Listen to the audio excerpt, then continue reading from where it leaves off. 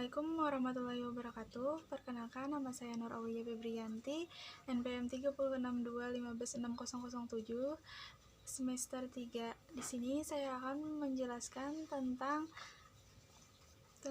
kelebihan dan kekurangan teori belajar dan pembelajaran.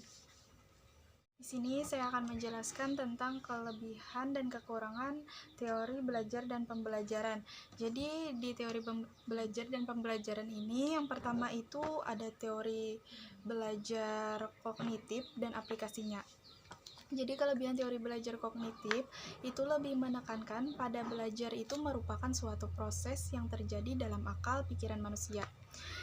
Jadi belajar itu adalah suatu aktivitas mental ya atau psikis yang berlangsung dalam interaksi atau aktif dengan lingkungan yang menghasilkan perubahan-perubahan dalam pengetahuan, pengalaman, keterampilan, dan nilai sikap. Jadi perubahan itu bersifat secara relatif dan berbekas. Contohnya itu membantu siswa memahami bahan belajar secara lebih mudah.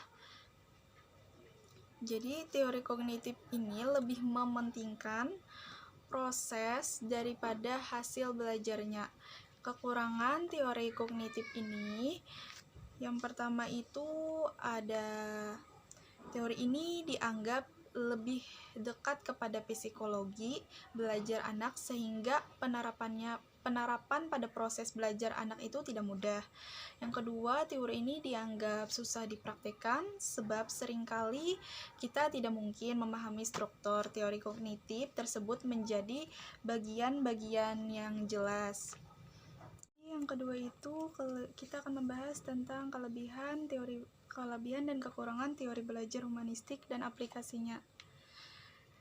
Jadi teori belajar humanistik ini lebih mengedepankan demokratis, partisipatif, dialogis, dan humanis. Kelebihan yang pertama itu yang dapat diperoleh dari ilmu psikologi humanis adalah prinsipnya itu yang selalu mengedepankan sifat-sifat dan aturan yang berkaitan dengan demokratis, partisipasif, dialogis, dan humanis. Sehingga sangat mengesankan itu menghargai seseorang dengan baik. Teori humanistik ini juga lebih baik dibandingkan daripada teori yang sebelumnya kita bahas, yaitu teori kognitif. Jadi suasana yang saling menghargai, kelebihan yang pertama itu kelebihannya, dan yang kedua itu dari teori pembelajaran humanis ini adalah dapat membuat suasana jadi semakin menghargai satu sama lain. Jadi kita tuh saling menghargai satu sama lain, munculnya kebebasan untuk berpendapat tanpa dibatasi dan kebebasan mengungkapkan tanpa batasan. Dengan begitu, maka peserta didik itu dapat menjadi lebih kreatif. Ada misalnya contohnya itu penerapan psikologi humanistik ini dalam pembelajaran yang berhasil dilakukan. Misalnya itu dalam suasana saling menghargai. Jadi di dalam ruangan kelas itu kita saling menghargai satu sama lain antar teman. Kekurangan teori belajar humanistik ini juga pendekatan demokratis humanis itu seperti yang disebutkan dalam sebelumnya dapat menjadikan pembelajaran itu lebih mendapatkan peran aktif dari peserta didik. Selain peran aktif antar individu juga dapat hidup bersama meskipun memiliki berbagai macam pertimbangan masing-masing yang memicu perbedaan. Misalnya itu siswa kurang menyadari dan memahami akan potensi dirinya sehingga mempunyai kemungkinan untuk tertinggal dalam proses belajar. Juga kurangnya aktifnya siswa dalam pembelajaran jadi akan berdampak negatif dalam keberhasilan belajarnya. Yang ketiga ada kelebihan teori kecerdasan ganda. Yang pertama itu dapat mengetahui kecerdasan yang dimiliki anak. Pembelajaran ini pun bisa dilakukan dengan lebih memfokuskan untuk sebuah kecenderungan yang akan mempunyai hasil yang sangat optimal. Yang kedua, pengembangan potensi yang dimiliki manusia yang memberi berbagai macam harapan serta semangat yang terkesan baru terlebih pada anak yang sedang melakukan pembelajaran. Yang ketiga itu memberi kesempatan si pembelajar agar lebih kritis seperti memiliki pemikiran yang terbuka, sedangkan kekurangannya itu lebih bersifat personal atau individu. Jika di sekolah anak akan mengikuti pembelajaran yang sama dengan teman sekelasnya, namun untuk di rumah dengan mengetahui kecenderungan kecerdasannya itu kita bisa mengasah jauh lebih baik. Misalnya itu seperti anak tuh kecenderungan alat musik, maka kita bisa memberikannya les alat musik agar anak tuh lebih pandai dan terasah. Jadi di sini yang keempat itu ada teori belajar Gestalt. Jadi kelebihan dari belajar teori Gestalt ini yang pertama itu menghasilkan individu atau siswa yang memiliki kemampuan berpikir untuk menyelesaikan setiap permasalahan yang ia hadapi. Yang kedua itu siswa dapat aktif dan dapat menemukan cara belajar yang sesuai bagi dirinya. Yang ketiga itu siswa dengan mudah dapat mengemukakan gagasan yang ia pahami itu dengan bahasanya sendiri. Yang keempat, siswa dengan mudah berpikir tentang pengalamannya sehingga misalnya siswa itu lebih kreatif dan imajinatif. Yang keempat itu siswa mempunyai kesempatan untuk mencoba gagasan atau hal-hal yang baru. Kekurangan teori Gestalt itu, teori ini tidak dapat diterapkan dalam mempelajari semua pembelajaran. Misalnya, anak itu tidak dapat mempelajari namanya tanaman-tanaman atau binatang-binatang insect. Siswa itu tidak dapat mempelajari misalnya struktur dan fungsi hewan dengan pemahaman ia sendiri, maka harus kita bimbing agar mereka itu dapat mengenali apa itu namanya tanaman, apa itu namanya hewan, seperti itu. Yang kelima itu ada kelebihan dari teori belajar kecerdasan ganda. Yang pertama itu dapat mengetahui kecerdasan yang dimiliki oleh anak. Pembelajaran ini itu bisa dilakukan dengan misalnya lebih fokus untuk sebuah kecenderungan yang akan mempunyai hasil yang sangat optimal.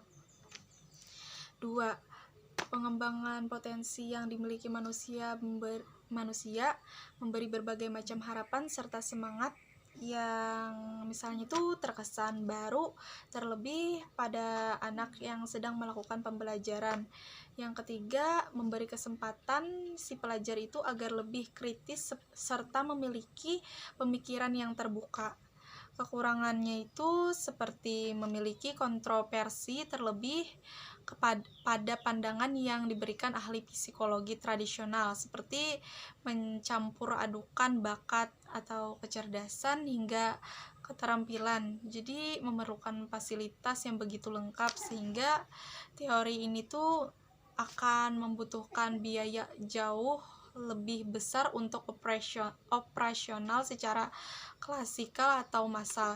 Jika dilihat di Indonesia ini kan tenaga pendidikan tuh yang berada di Indonesia tuh saat ini belum sepenuhnya telah siap untuk melakukan teori dalam praktek yang melibatkan pelajar dewasa karena sudut pandangnya itu masih bersifat tradisional.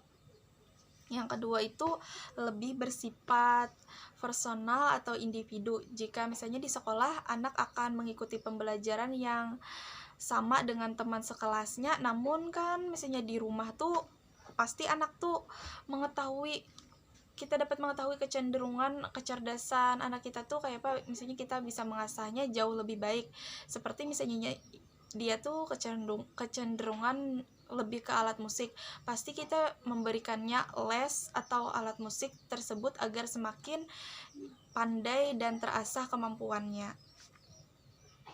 Jadi yang keenam itu ada kelebihan dari teori belajar sosial, yaitu kelebihannya itu lebih menekankan bahwa lingkungan dan perilaku seseorang itu dihubungkan melalui sistem kognitif orang tersebut.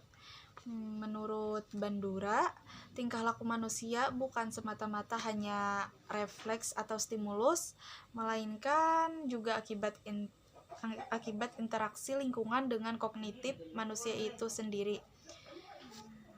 Sedangkan kelemahannya itu teori pembelajaran sosial ini Bandura sangat sesuai jika diklasifikasikan dalam teori behavioristik ini, karena teori pemodelan Albert Bandura itu adalah mengenai kekurangannya itu peniruan tingkah laku, dan ada kalanya cara peniruan tersebut memerlukan pengulangan dalam mendalami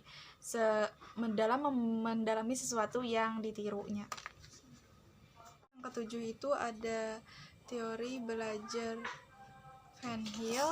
Teori kelebihannya itu dalam model pembelajaran Van Hill ini adalah yang pertama itu kemampuan pemahaman belajar siswa itu jauh lebih baik.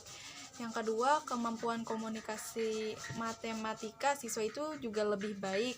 Dan yang ketiga itu bersifat intrinsik, yakni maksudnya itu objek yang masih kurang jelas akan menjadi jelas pada tahap yang berikutnya. Sedangkan kekurangan teori belajar Van Hill ini, seseorang siswa itu tidak dapat berjalan lancar pada suatu tingkat dalam pembelajaran yang diberikan. Misalnya itu tanpa ada penguasaan konsep pada tingkat sebelumnya yang memungkinkan siswa itu untuk berpikir secara inovatif itu di setiap tingkat terdahulu. Apabila tingkat pemikiran siswa itu lebih rendah dari bahasa pengajarannya, maka ia tidak akan memahami pengajaran tersebut. Itu ada kelebihan dan kekurangan teori belajar sosial-kultural. Yang pertama itu mampu membuat seseorang itu memecahkan masalahnya, misalnya menentukan keputusan yang diambil oleh seseorang untuk menyelesaikan permasalahan hidupnya. Yang kedua itu mampu membuat seseorang mampu memilih tindakan atau perbuatan yang seefektif dan seefisien mungkin untuk mencapai tujuan. Dan yang ketiga itu memperluas kemampuan melalui alat berpikir. Setiap individu mampu memperluas misalnya itu wawasan berpikir dengan berbagai aktivitas untuk mencari dan menemukan pengetahuan yang ada di sekitarnya. Yang keempat itu melakukan sesuatu dengan kapasitas alaminya, dia akan mampu melakukan sesuatu sesuai dengan kemampuannya. Sedangkan kekurangannya itu tindakan anak masih dipengaruhi atau dibantu orang lain.